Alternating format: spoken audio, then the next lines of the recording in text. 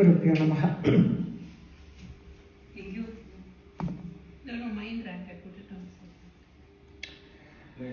Okay, we will start with.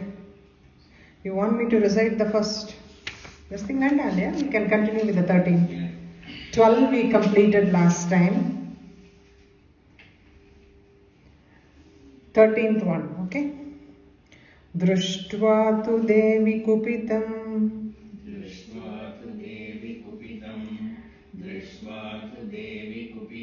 Brugudi karalam. See, the thing is here there is the sandhi comes. Drishtva, Brugudi karalam udyacha.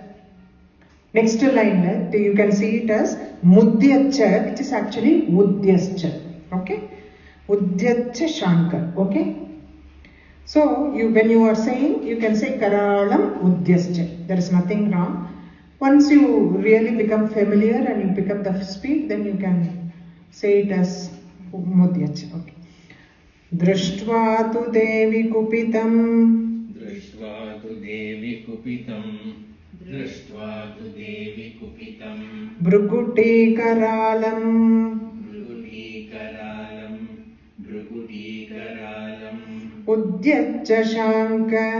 Udyacha shanka. Udyacha shanka.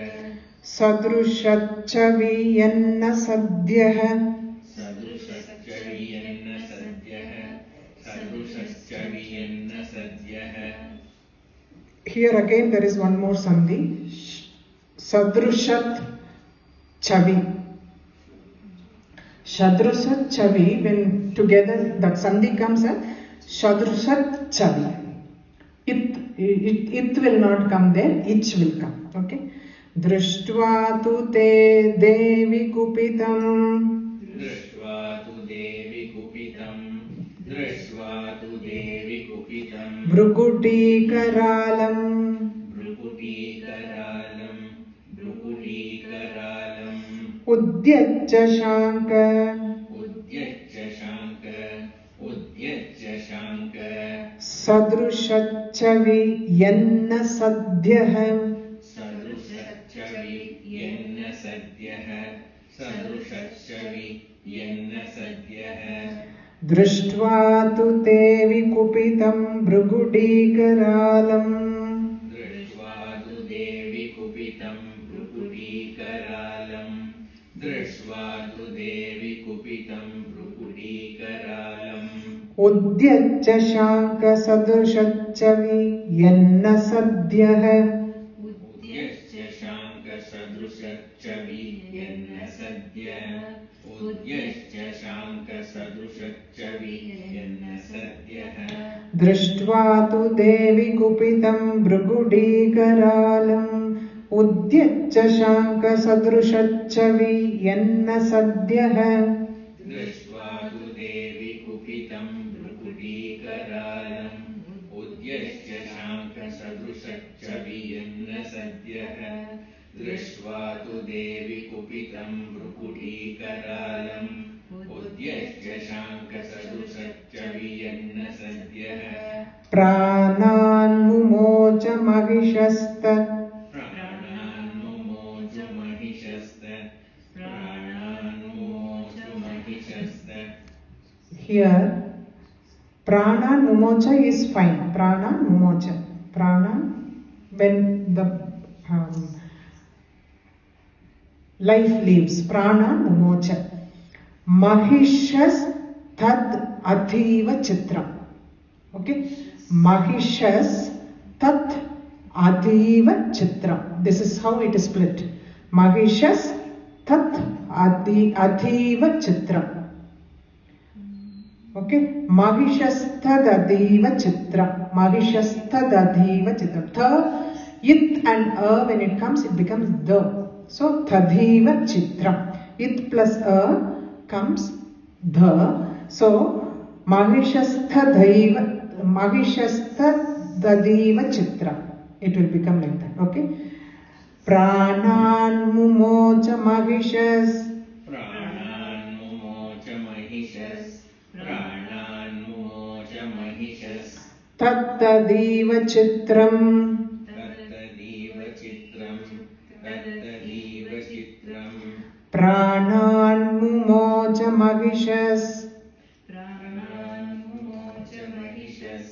Pranan mumoja mahishas. Tadadiva chitram. Tadadiva chitram. Tadadiva chitram. Pranan mumoja mahishas. Tadadiva chitram.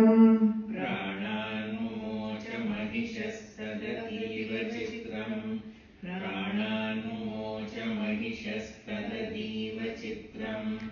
Kairjivyatehi. Kairjivyatehi. Kairjivyatehi. Kupitantaka darshanena. Kupitantaka darshanena. Kupitantaka darshanena. Kupita andhaka darshanena. Andhaka means death, Yaman, andhaka. Kupita, raging death. How he is still alive? Because Ambal her anger was so much, everybody who sees will die looking at her, because she was that fierce. Fury was so much. How Mahisha is alive after seeing the raging death in front of him. That is what Kairjivyatehi, how he is alive. Kairjivyatehi. Kairjivyatehi. Kairjivyatehi. Kupitantaka darshanena. Kupitantaka darshanena. Kupitantaka darshanena. Kairjivyatehi kupitantaka darshanena. Kairjivyatehi kupitantaka darshanena. Kairjivyatehi kupitantaka darshanena. Prananumoja mahishastadativa chitram. Kairjivyatehi kupitantaka darshanena.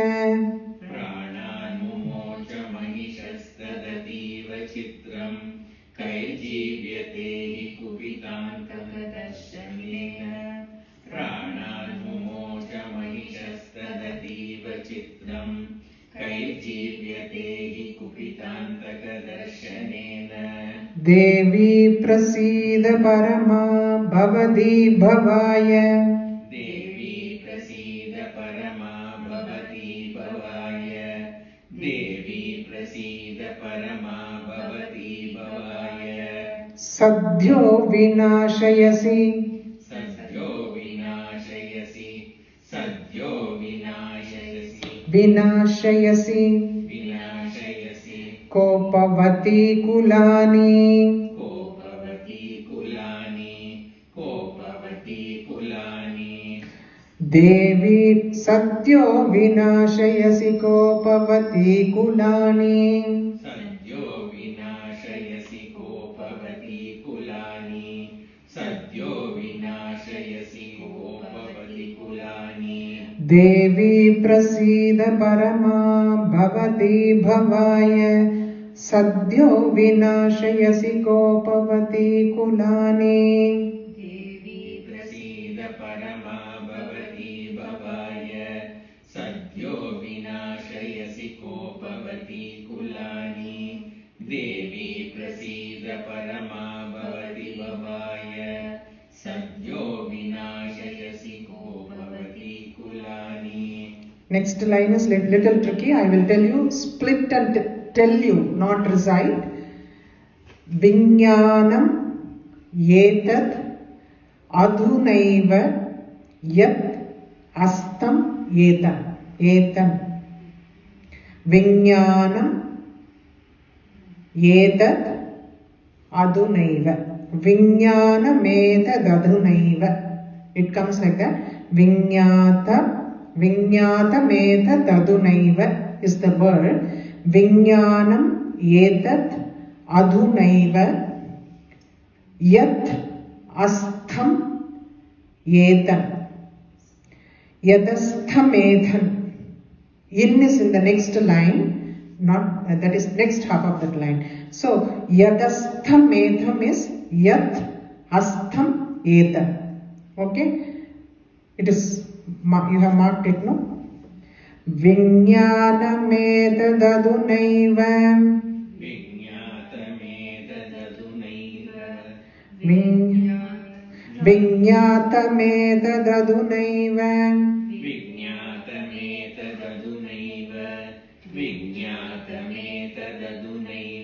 Yadastametan.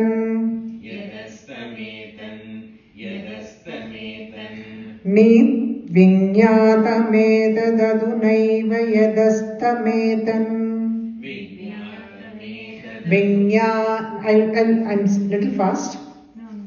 Viññātamētadadunaiva yadastametan.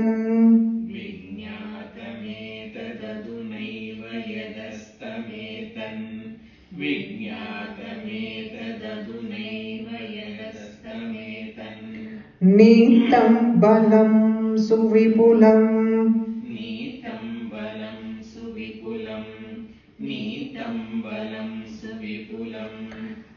Mahishāsurasya.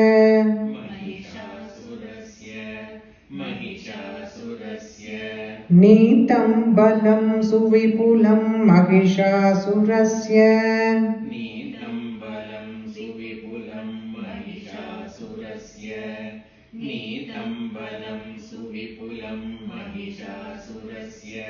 Viññātamētadadunaiva yadastametan.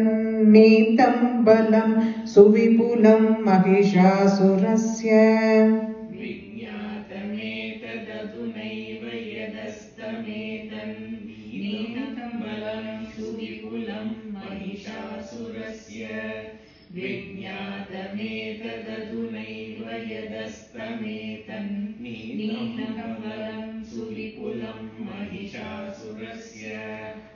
These two lines we will say together, then we will recite with me, okay? Drishtva tu devi kupitam bhrukutikaralam udyaccha shanka sadrushaccha viyanna sadhyaha pranan mumocha mahishastadativa chitram kairjīvyate hi kupitantaka darshanena devi prasīda paramā bhavati bhavāya sadhyo vināshayasi kopavati kulāni viññātamētadadunaiva yadastametan. Nītam balam suvipulam Mahishāsurasya. Te sammata janapadeshu.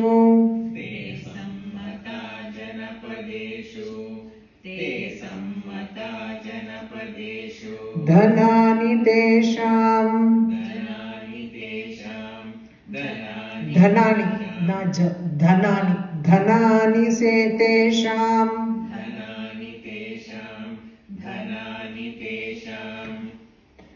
Te sammata janapadeshu dhanāni tesham.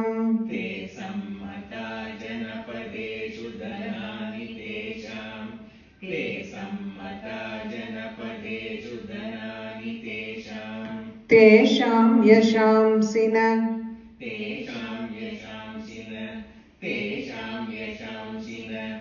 Chasidati dharma vargaha.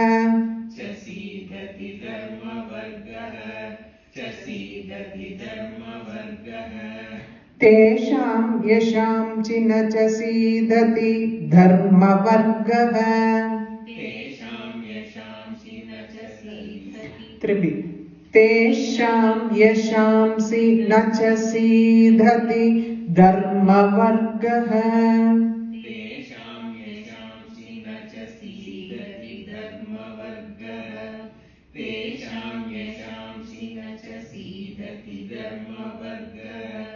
Te sammata janapadeshu dhanāni tesham.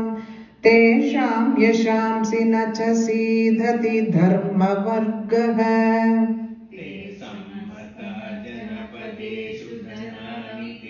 Dhanāni ma, not janāni.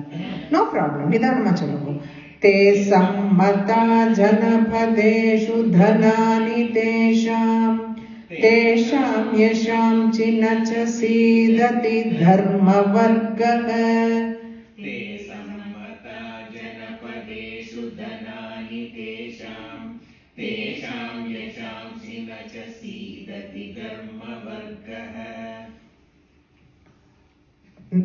Next line, धन्यास्त एव निबृधात्मज भृद्यधारा. निबृधात्मज भृद्यधारा. Nibhrudha Atmaja.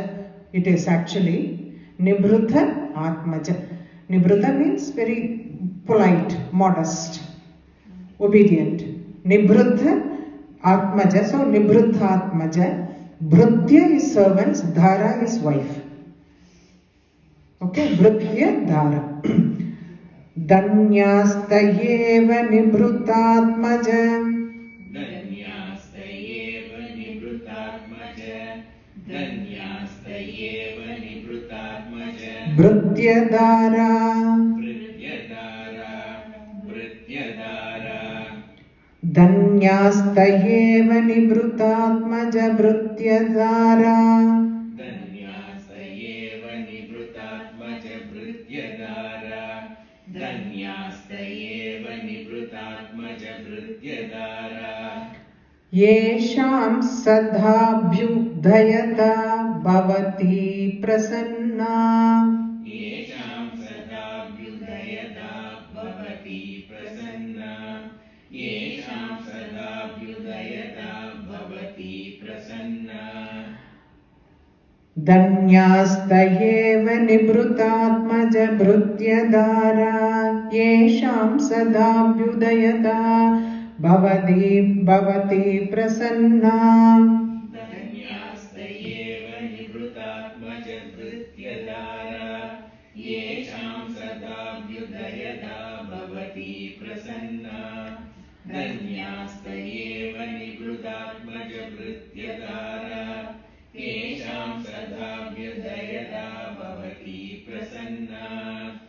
Next line.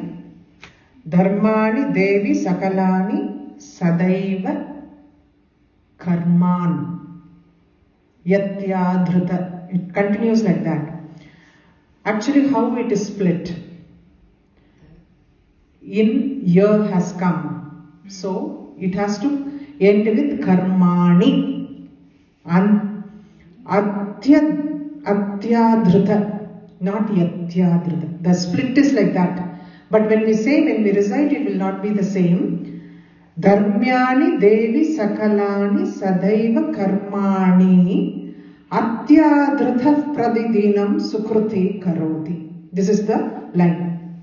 So when the sandhi comes there, it will become ni has come there, no? So in ya. Karmani it will not come. In ya it will come. Karman yatyadhrita pradidinam sukrudi karoti. Okay? So when you are dharmani devi sakhalani sadaiva karman yatyadhrita pradidinam sukruti karoti. Okay? Dharmyani devi sakalani. Dharmyani devi sakalani. Dharmyani devi sakalani. Sadaiva karman. Sadaiva karman. Sadaiva karman. Yatyadhrita pradidinam. Yatyadhrita pradidinam. Yatyadhrita pradidinam. Yatyadhrita pradidinam. Yatyadhrita pradidinam. Yatyadhrita pradidinam. Sukruti karoti. Sukruti karoti. Sukruti karoti. Now we are splitting and learning. When we are saying, you have to say it as one word. Karman yatyadhrita. Okay? Remember that. I will show you how it is done. Dharmyani devi sakalani sadaiva karman yatyadhrita pratidinam sukruti karoti. Dharmyani devi sakalani sadaiva karmani yatyadhrita pratidinam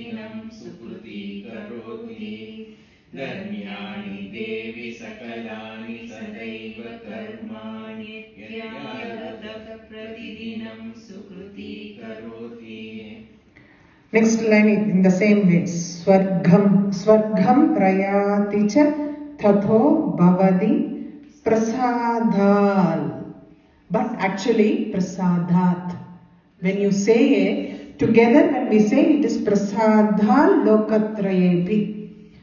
But when we split it, it becomes prasadat lokatrayepi. When you are splitting both, how the sandhi works, you are learning.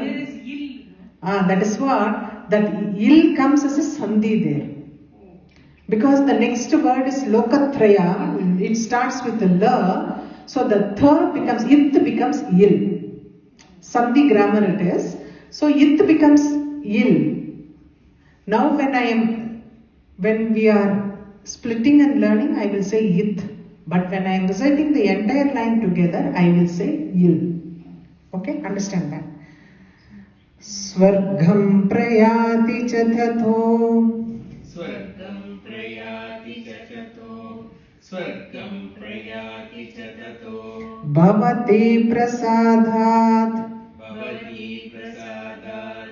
Bhavati prasadat. Swargam prayati cha tatho bhavati prasadat. Swargam prayati cha tatho bhavati prasadat. Swargam prayati cha tatho bhavati prasadat. Lokatraye bifalada. Lokatraye bifalada. Lokatraye bifalada. Nanu devitena. Nanu devitena. Nanu devitena. Lokatraye bifalada nanu devitena. Lokatraye bifalada nanu devitena. Lokatraye bifalada nanu devitena. Now listen carefully how I am reciting the entire line. Swargam prayati cha tatho bhavati prasada lokatraye bifalada nanu devitena. Swargam prayati cha tatho bhavati prasada lokatraye. Prasadhal, you say that. When you are reciting the full line, don't say it, that time il. Okay? Swargam prayati cha tatho bhavati prasada lokatraye bifalada nanu devitena. Swargam prayati cha tatho bhavati prasada lokatraye bifalada nanu devitena. Durge smrita harasi. Durge smrita harasi. Durge smrita harasi. Bhitim asesha jantoho. That is bhitim asesha jantoho. So bhitim asesha jantoho. Durge smrita harasi. Durge smrita harasi. Durge smrita harasi. Bhitim asesha jantoho. Bhitimashesha jantoho. Bhitimashesha jantoho. Swastai smrita. Swastai smrita. Swastai smrita. Next line, matim ativa shubham. Ativa shubham is one word, actually that is split here. Ativa shubham. Extraordinary auspiciousness, all kind of auspiciousness. So when it is superlative degree, it is ativa shubham. Mathim ativa shubham. So mathim ativa shubham. It comes like that. Huh? Shubham. Mathim ativa shubham dadasi. Swastai smrita matim. Swastai smrita matim. Swastai smrita matim. Ativa shubham dadasi. Ativa shubham dadasi. Ativa shubham dadasi. Swastai smrita matimativa shubham dadasi. Swastai smrita matim ativa shubham. No dirgham there. Madhi, no. Madhi. First T is regular. Second ti is dirgham. So mati mativa shubham dadasi. Swastai smruta mati mativa shubham dadasi. Swastai smruta mati mativa shubham dadasi. Shubham dadasi. Shubham dadasi. Swastai smruta mati mativa shubham dadasi. Swastai smruta mati mativa shubham dadasi. Durge smruta harasi bhidimashesha jantoh. No, I will read the full line because when the sandhi comes here, it will be is. There is so much to learn. That is why it is like, delayed. Durge smruta harasi bhidimashesha jantoh. Swastai smruta mati mativa shubham dadasi.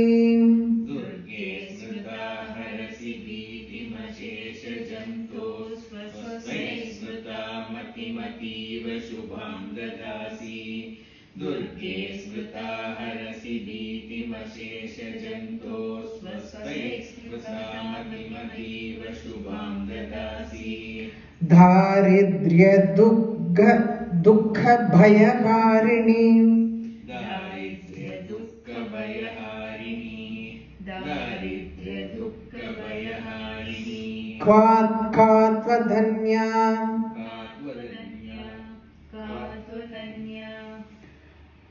Daridrya dukha bhayaharini katvadhanya. Daridrya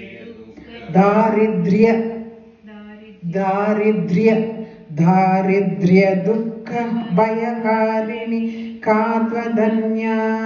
Daridrya dukha bhayaharini katvadhanya. Daridrya dukha bhayaharini katvadhanya. Sarvopakara karanaya. Sarvopakara karanaya. Sarvopakara karanaya. Sadhardra chitta. Sadhardra chitta. Sadhardra chitta. Ardra means being tender. Ardra chitta, sadha ardra chitra. Sarvopakara karanaya sadhardra chitta. Sarvopakara karanaya sadhardra chitta. Sarvopakara karanaya sadhardra chitta. Daridrya dukha bhayaharini katvadhanya. Sarvopakara karanaya sadhardra chitta. Daridrya dukha bhayaharini katvadhanya. Sarvopakara karanaya sadhardra chitta. Daridrya dukha bhayaharini katvadhanya. Sarvopakara karanaya sadhardra chitta. We will recite this page, okay? Te sammata janapadeshu dhanani tesham yeshamsi nacha sidati dharma vargaha dhanyastayeva nivrudatmaja bhrutyadara yesham sadhabhyudayata bhavati prasanna dharmyani devi sakalani sadaiva karmanyatyadruda pratidhinam sukruti karoti swargam prayati cha tatho bhavati prasadal lokatrayepi phaladhananu devi tena Durge smruta harasi bhidimashesha jantos swastai smruta mati mativa shubham dadasi daridrya dukha bhayaharini katvadhanya sarvopakara karanaya sadhardra chitta.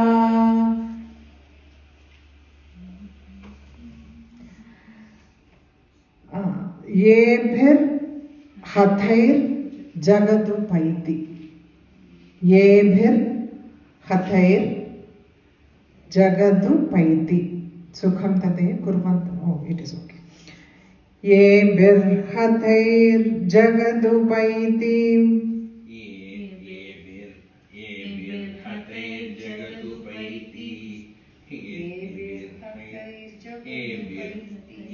Say together. Ye birhatair jagadupaiti. Hatair. Ye birhatair jagadupaiti.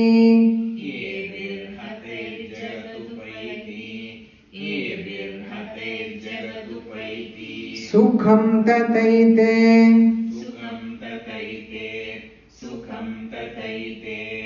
Ye birhatair jagadupaiti sukham tataite.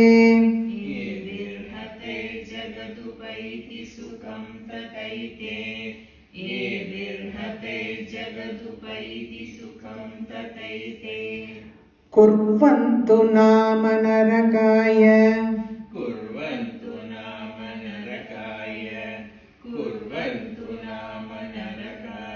Chiraya papam.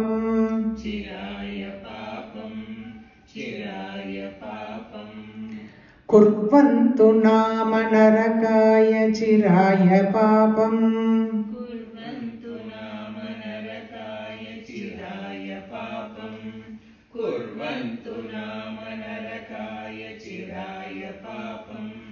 Ye birhatair jagadupaiti sukham tataite.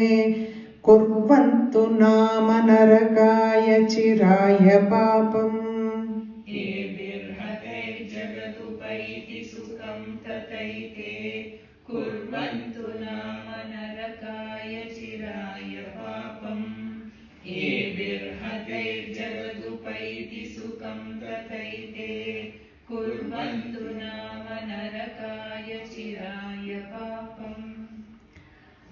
Next word, sangrama mrutyum adhigamya.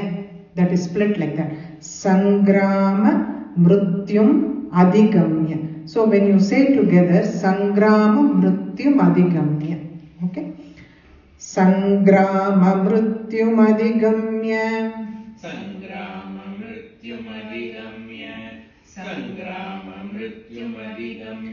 Divam prayantu. Sangrama mrutyum adhigamya divam prayantu.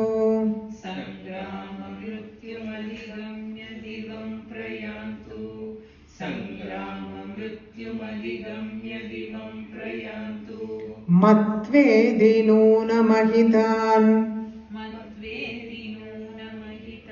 Matvedi nuna mahitan.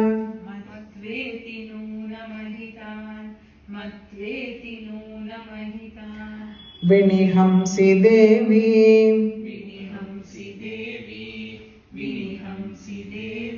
Matvedi nuna mahitan vinihamsi devi.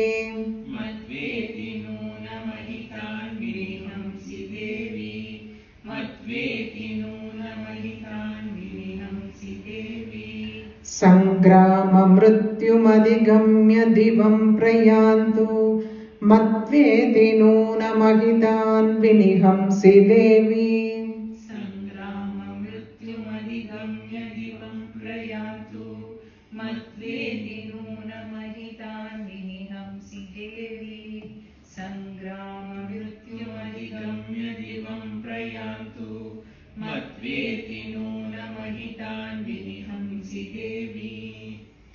Drishtva kim na bhavati.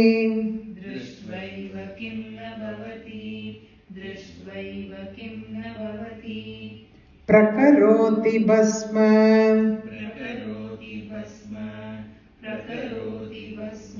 Drishtva kim na bhavati prakaroti basma.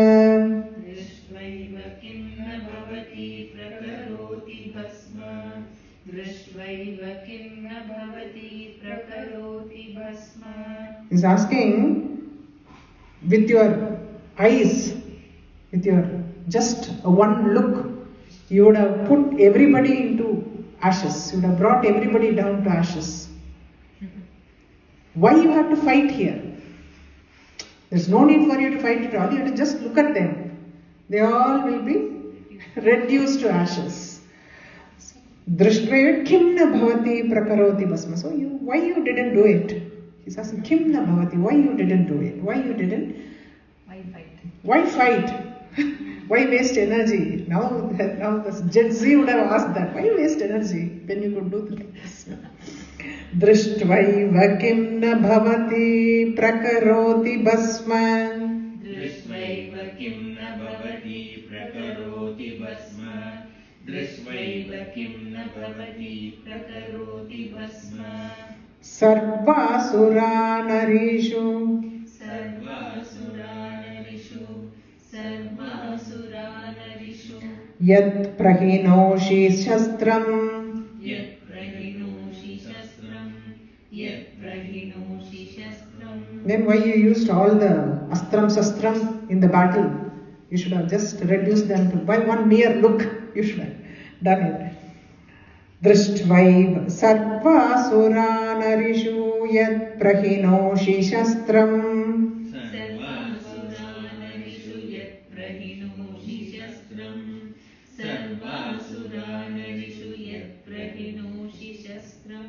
Drishtva kim na bhavati prakaroti bhasma. Sarvasura narishu yat prahinoshi shastram. Drishtva kim na bhavati prakaroti bhasma. Sarvasura narishu yat prahinoshi shastram. Drishtva kim na bhavati prakaroti bhasma. Sarvasura narishu yat prahinoshi shastram. Lokan prayantu. Lokan prayantu.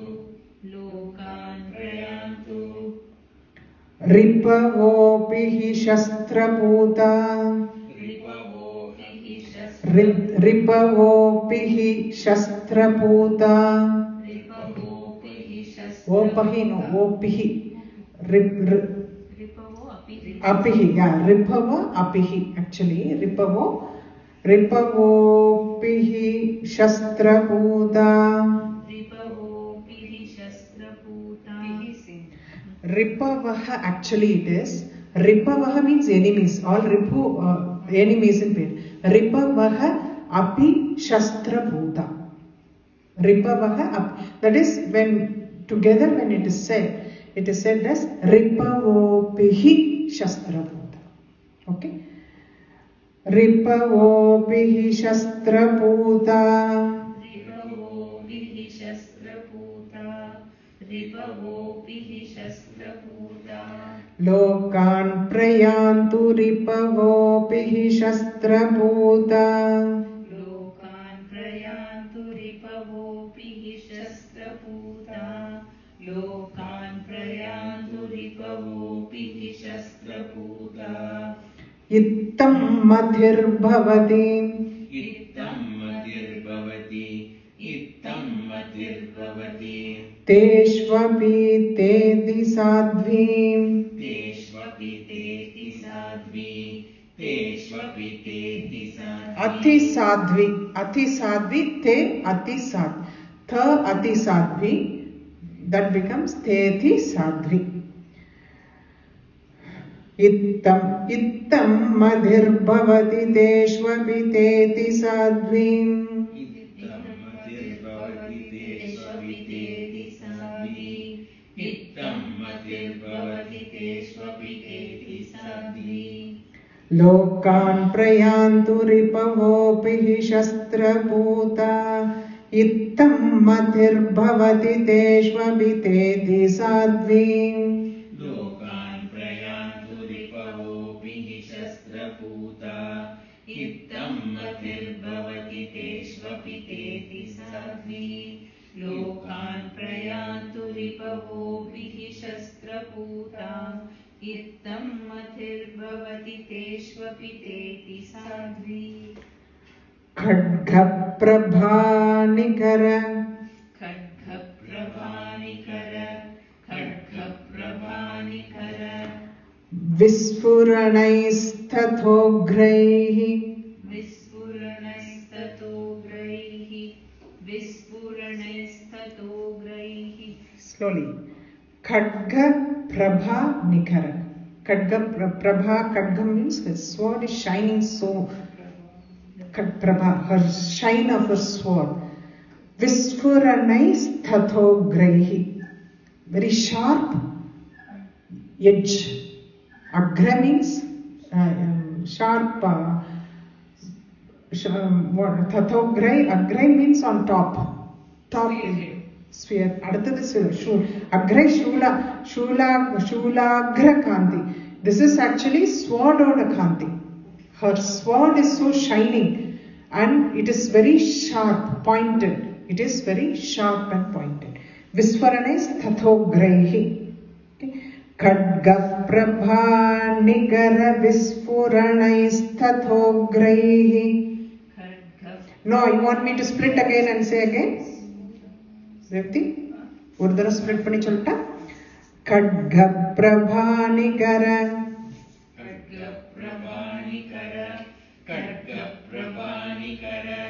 विस्फुरणैस्तथोग्रैः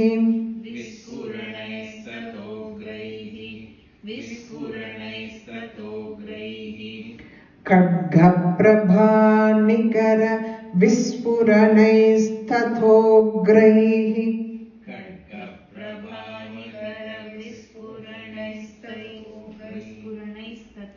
विस्फुरणैस्तथोग्रैः तथ अग्रैः अग्र gray agra means nuni edge agra means top tatha ugra maybe that is visfuranais their point is fierce like ugra tatha ugraihi because the next one was agra. Okay. Khadga prabha nikara visfuranaistathograihi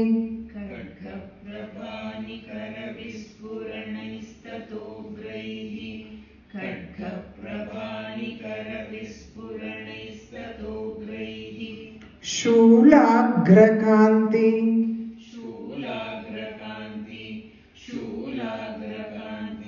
nimahena drushosuranam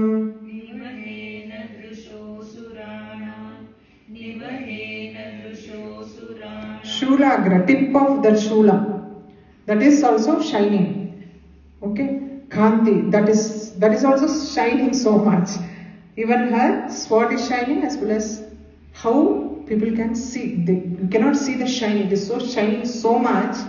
How the asuras were able to see the shine and not getting blinded by the khadga prabhanikara visfuranaistathograihi shulagrakanti nimahena drushosuranam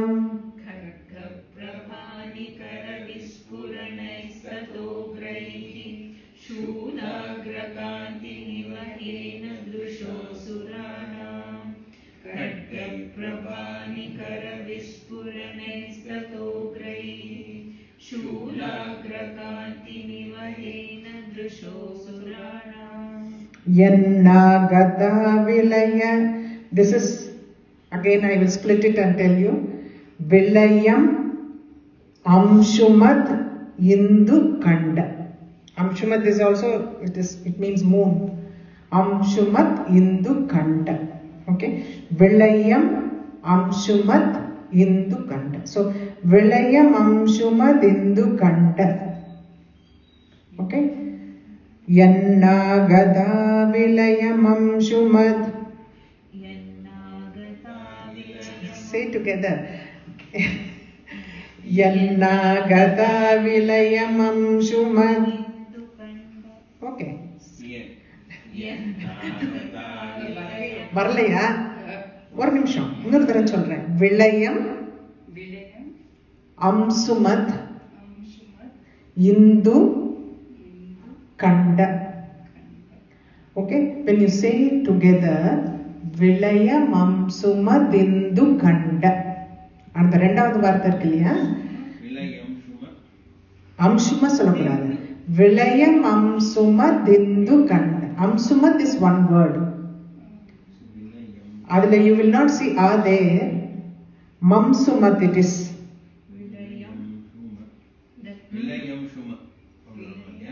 விளயம் Amshumat இந்து கண்ட. விளயம் விளயம் dot over there, no? yeah. So that has happened because of that half so mommy is splitting that. விளயம் Amshumat Hindu So கண்ட. that's why you get that amshumat. It doesn't look there, but when that is split, then it becomes amshum. Correct? Yeah. Vilayama Amshuma.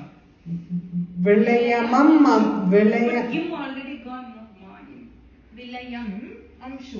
That Again that dot. அம்சுமத். விளயம் அம்சுமத். விளயமம் அப்படின்னு இருக்கு. இந்த பாருங்க, விளயமம்னு இருக்காங்க. விளயம் அம்சுமத். But again you are taking that A from that ma. அதான் இம் first இம்ல இருந்து விளயம் விளயமம் அப்படின்னு இருக்கிறதுல Oh, Vilayamam. விளயமம்னு இருக்காங்க.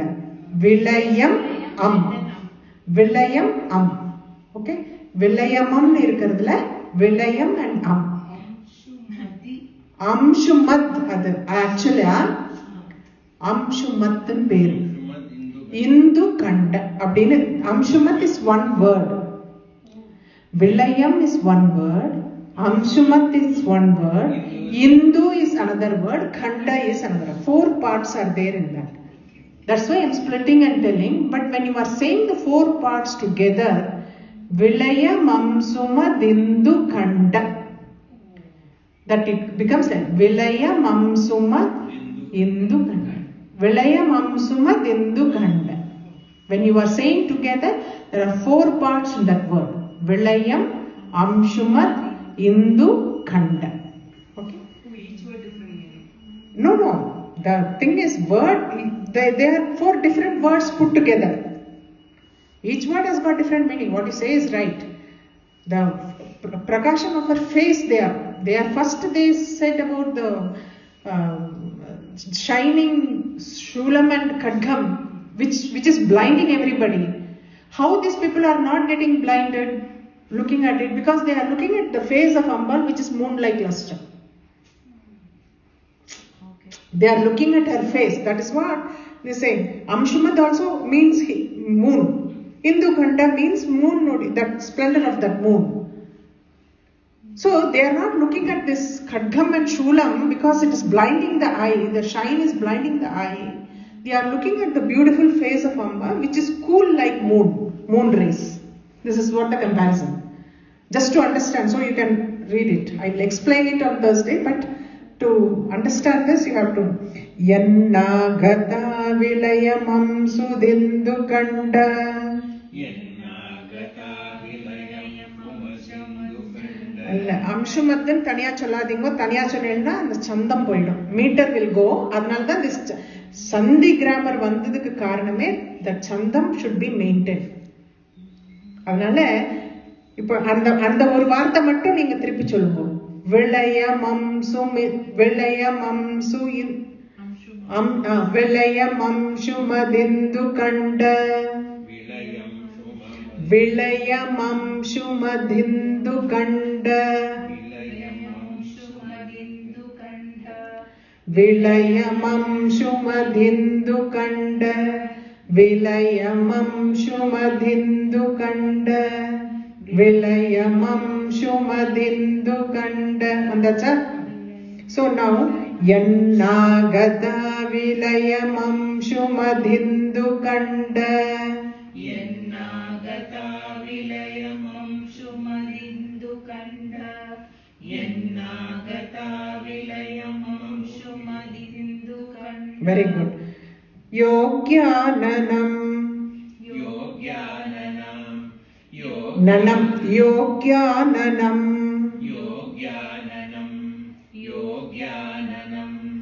Tava vilokayatam tatheta.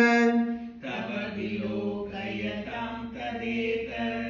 तव विलोकयतां तदेतत् योग्याननं तव विलोकयतां तदेतत् योग्याननं तव विलोकयतां तदेतत् योग्याननं तव विलोकयतां तदेतत्. Now both that full line we have to say. Listen carefully, okay? Yannagata vilayamam shumadindukanda Yannagata vilayamam shumadindukanda Yogyananam tala vilokayatam tadeta Yajnanagata vilayamam shumadindukanda Yogyananam tava vilokayatam tadetat Yannagata vilayamam sumadindukanda Yogyananam tava vilokayatam tadetat. Now you got it? Hyphen is there on that line, no? It doesn't, you don't have to Join them. There is no need. Now we will say this 4 together.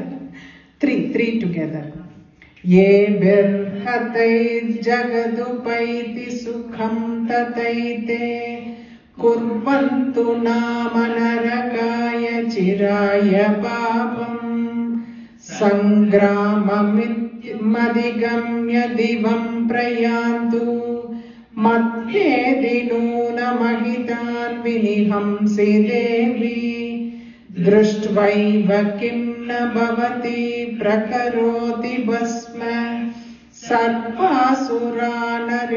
यत् प्रहिनोति शस्त्रम् लोकान् प्रयान्तु रिपवोऽपि हि शस्त्रपूता इत्थं मदिर्भवति तेष्वभिदेधि साध्वी खड्गप्रभानिकरविस्फुरणैस्तथोग्रैः शूलाग्रकान्तिनिवहेन दृशोऽसुराणाम् यन्नागदा विलयमंशुमदिन्दुकण्ड योग्याननं तव विलोकयतां तदेतत्.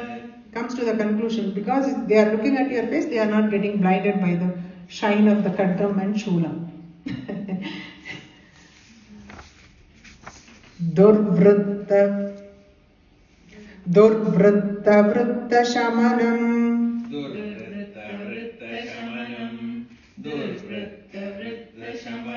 Tava devi shilam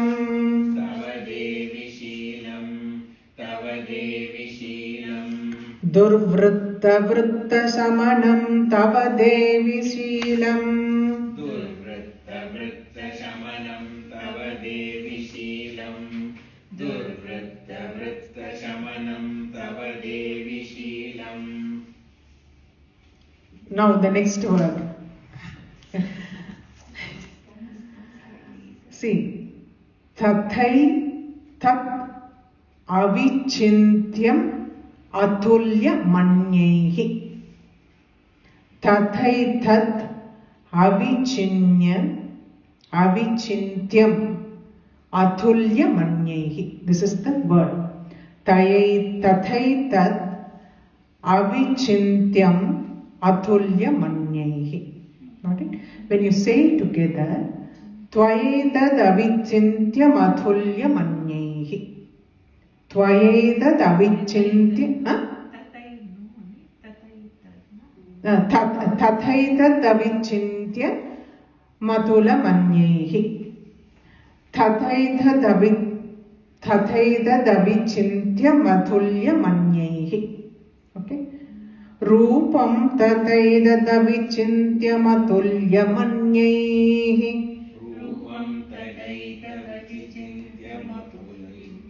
Split it. Rupam tathaitat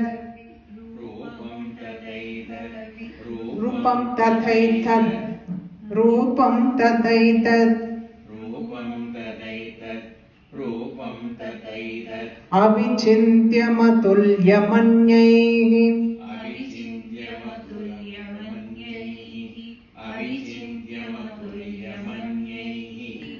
रूपं तथैतदविचिन्त्यमतुल्यमन्यैः रूपं तदैतदविचिन्त्यमतुल्यमन्यैः रूपं तदैतदविचिन्त्यमतुल्यमन्यैः Atulyamanyaihi. Okay.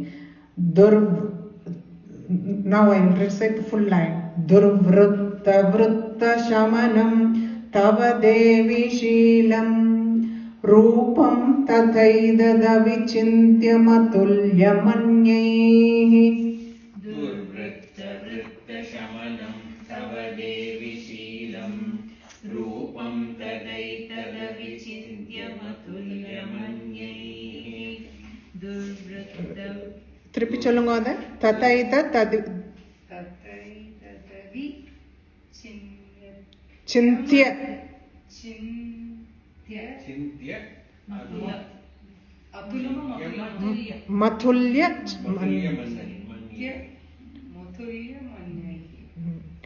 तथैतदवि चिन्त्य Matulyamanyaihi. When you say it like that, it will come like this. I think without splitting it. Splitting kathakanum. Later you will make mistakes in future. If you are going to read something, how I got all these things? I am not a Sanskrit scholar. But reading it practically, how these things are formed, how the Sandhi is formed. You get to learn it when you read. Splitting also we learn, but we don't split and recite. We don't split and recite. Why I am teaching the splitting is because when you are going to read the meaning of that, the splitting only will help. Ipa avichintyam atulyamanyehi. That is something you have to know. That word. Tathaita davichintya. Na sollitu polam. Abde tathaita davichintya atulyamanyehi. That is like, what is the point? When you without... Four words and got four meanings. 4 words have got When we recite together. Because in the chandas pohakudadu. Chandas is something which has got this many words. This, as you say, like, now 28 words in one line. 56 words together in that one verse. So 28 words, you have to, fit it into that 28. That is the reason this chandas that grammar come. Okay? Sandhi grammar comes only because of that. Sandhi grammar is difficult in Sanskrit. But Rupam tathaidadavichintyamatulyamanyaih. Rupam tadaidavichintyamatulyamanyaih. Rupam tadaidavichintyamatulyamanyaih. Viryam chahantu hrutadeva. Viryam chahantu hrutadeva. Viryam chahantu hrutadeva. Parakramanam. Parakramanam. Viryam chahantru hrutadeva parakramanam. Viryam chahantu hrutadeva parakramanam. Viryam chahantu hrutadeva parakramanam. Vairishvapi prakatitaiva. Vairishvapi prakatitaiva. Vairishvapi prakatitaiva. Dayatvayetam. Dayatvayetam. Dayatvayetam. Vairishvapi prakatitaiva dayatvayetam. Vairishvapi prakatitaiva dayatvayetam. Vairishvapi prakatitaiva dayatvayetam. Viryam chahantru hrutadeva parakramanam. Vairishvapi prakatitaiva dayatvayetam. Viryam chahantru hrutadeva parakramanam. Vairishvapi prakatitaiva dayatvayetam. Viryam chahantru hrutadeva parakramanam. Vairishvapi prakatitaiva dayatvayetam. I think 2 more is only there in this. We will finish that. It is okay. No? Kenopama bhavadu tesya. Kenopama bhavatu tesya. Kenopama bhavatu tesya. Parakramasya. Parakramasya. Parakramasya. Kenopama bhavadu tesya parakramasya. Kenopama bhavatu tesya parakramasya. Kenopama bhavatu tesya parakramasya. Parakramasya. Rupam cha shatrubhayakarya. Rupam cha shatrubhayakarya. Rupam cha shatrubhayakarya. Actually, karyati hari kutra.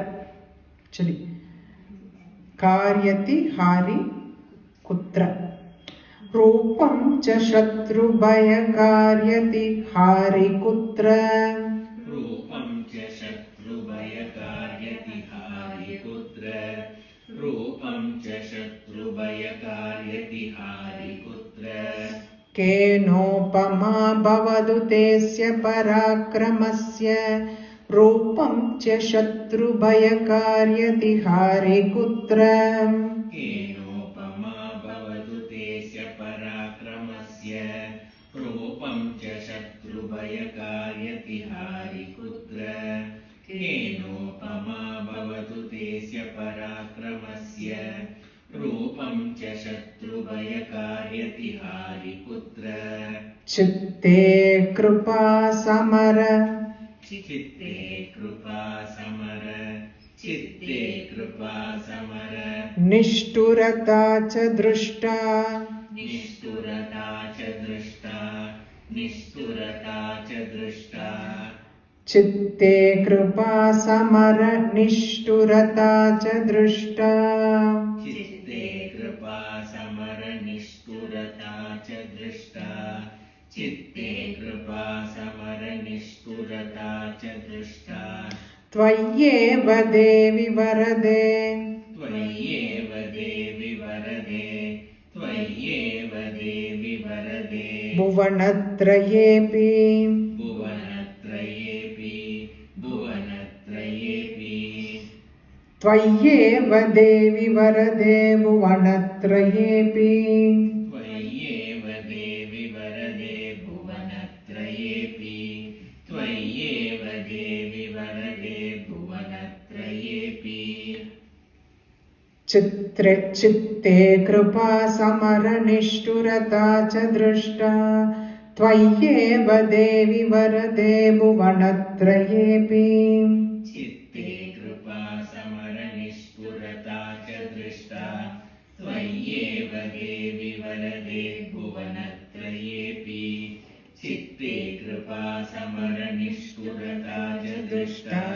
Tvayeva devi varade bhuvanatrayepi.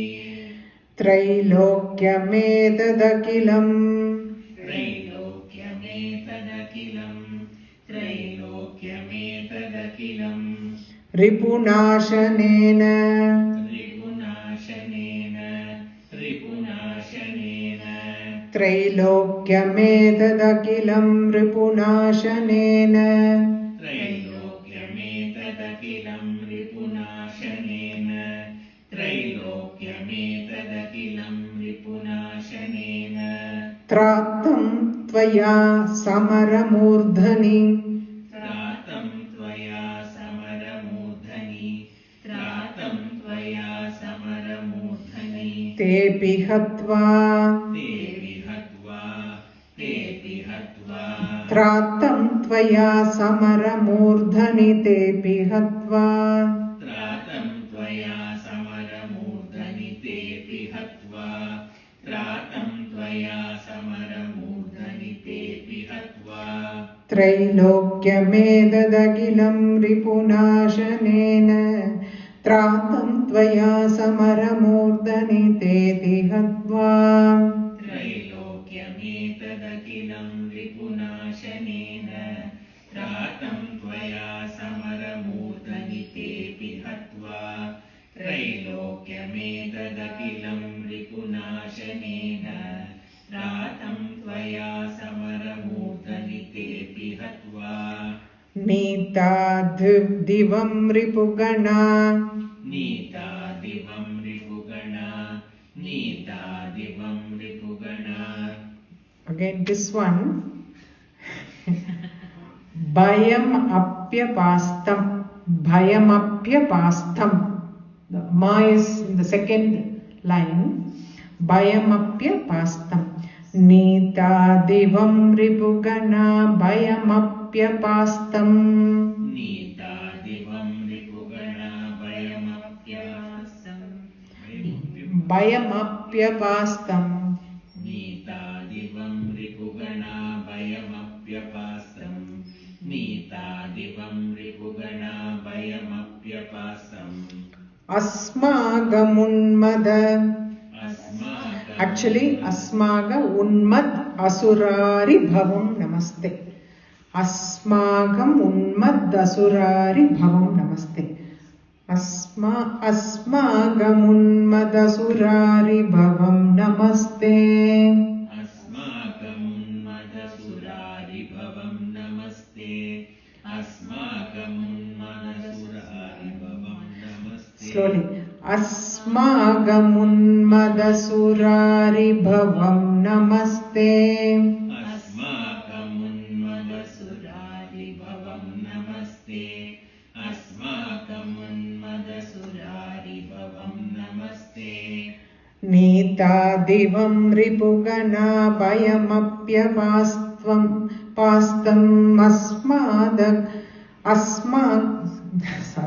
Nita divam ripugana bhayam apyapastam asmagam unmad asurari bhavam namaste. Nita divam ripugana bhayam apyapastam asmagam unmad asurari Asmagam unmad asurari bhavam namaste. Parvada chalungo. Asmaka surari bhavam namaste. Nita divam ripugana bhayam apyapastam asmagam unmad asurari bhavam namaste. Nita divam ripugana bhayam apyapastam asmagam unmad asurari bhavam namaste. So these 4 lines we will say and then repeat the entire thing one more time. Because with this actually that Basanta Tilaka, that meter gets over. From next Shulena Paginode, which we all have learnt it before. So that one is the Anushtup Chandas. Okay, we will start with this 23rd one. First from 21st. Durvritta vritta shamanam tava devi shilam Rupam tadaidada vichintya matulya manyaihi Viryam chahantru hruta deva parakramanam Vairishvavi prakatitaiva dayatvayetam Kenopama bhavadu tesya parakramasya Rupam cha shatru bhayakarya dihari kutra Chitte krupa samara nishturata cha drushta Tvayeva devi varade bhuvanatrayepi Trailokyamedadakilam ripunashanena Tratam tvaya samara murdhani devi hatva Nita divam ripugana bhayam apyapastam Asmagam unmad asurari bhavam namaste. Recite from 13 one more time. Slowly I will recite. So you can practice the next this thing. Okay? Drishtva tu devi kupitam brugudikaral Udyascha shanka sadrushaccha viyanna sadhyah प्राणान् मुमोच महिषस्तदतीव चित्रम् कैर्जीव्यते हि कुपितान्तकदर्शनेन देवी प्रसीद परमा भवदी भवाय सद्यो विनाशयसि कोपवती कुलानि विज्ञातमेतदधुनैव यदस्तमेतन् नीतं बलं सुविपुलं महिषासुरस्य ते सम्मता जनपदेषु धनानि तेषां यशांसि न च सीदति धर्मवर्गः धन्यास्तयेव निवृदात्मजभृत्यदारा येषां सदाभ्युदयदा भवदी प्रसन्ना धर्म्याणि देवि सकलानि सदैव कर्मान् यत्यादृतः प्रतिदिनं सुकृती करोति स्वर्गं प्रयाति च ततो भवदी प्रसादात् लोकत्रयेऽपि फलदाननु देवि तेन दुर्गे स्मृता हरसि भीतिमशेषजन्तोः स्वस्तैः स्मृता मदिमतीव शुभां ददासि दारिद्र्यदुःखभयहारिणिका त्वदन्या सर्वोपकारकरणाय सदार्द्रचित्ता येभिर्हतैर्जगदुपैति सुखं तदैते कुर्वन्तु नाम नरकाय चिराय पापम् सङ्ग्राममृत्युमधिगम्य दिवं प्रयान्तु मत्वेदि नूनमहितान् विनिहंसि देवी दृष्ट्वैव किं न भवति प्रकरोति भस्म सर्वासुरानरिषु यत्प्रहिणोषि शस्त्रम् लोकान् प्रयान्तु रिपवोऽपि हि शस्त्रपूता इत्थं मतिर्भवति तेष्वपि तेति साध्वी खड्गप्रभानिकरविस्फुरणैस्ततोग्रैः शूलाग्रकान्तिनिवहेन दृशोऽसुराणाम् यन्नागदा विलयमंशुमदिन्दुकण्ड योग्याननं तव विलोकयतां तदेतद् दुर्वृत्तवृत्तशमनं तव देवि शीलं रूपं तदैददविचिन्त्यमतुल्यमन्यैः वीर्यं च हन्तृहृतदेव पराक्रमाणां वैरिष्वपि प्रकटितैव त्वया त्वयेत्थम् केनोपमा भवतु तेस्य पराक्रमस्य रूपं च शत्रुभयकार्यदिहारि कुत्र चित्ते कृपा समरनिष्ठुरता च दृष्टा त्वय्येव देवि वरदे भुवनत्रयेऽपि त्रैलोक्यमेतदखिलं रिपुनाशनेन त्रातं त्वया समरमूर्धनि तेऽपि हत्वा नीतं दिवं निपुगणा भयमप्यभास्तम् अस्माकमुन्मदसुरारिभवं नमस्ते. गुरुभ्यो नमः.